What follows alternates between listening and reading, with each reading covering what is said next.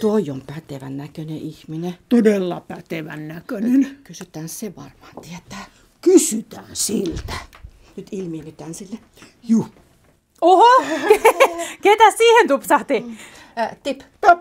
Mari! Tippe siis. Ja Tappe. Tiedustelijatonttu. Ai! Tiedustelijatonttu. Meillä on pieni ongelma, kun me ollaan etsimässä semmoista... Niin sitä piparkakku, sitä... Piparkakkua! Piparkakkua! Joo! Tämmöstä! Piparkakkua! Niin, tämmöstä. se oli. Tää onkin, kuulkaa, oikein meidän äitin vanha resepti. Olipa kiva, kun tulitte kysyä. Mä oon luullut, että ne on niinku kirjoitettuna. Niin, toi näyttää vähän niin kuin lopputulokselta.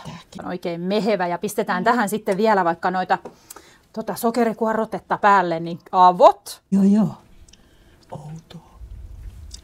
Mutta ei voi tietää lopputuloksesta, jos se vielä jotenkin nykäisee sen tohon. Sen kirjoituksen siihen. Just joo. Hei, kun sulla ei ole sitä partaa. Mitä? Nee. Täällä olisi joulupukin partaa, saisit vähän tontullekin tulis. Onko hieno? On hieno. Kato! Me tultiin hakemaan täältä sitä preseptiä. Niin sitä! Me saatiin mulle partaa. Ja kuva lopputuloksesta, no... Niin hyvältä näyttää. Lopputulos näyttää niin hienolta, että kato mun partaa.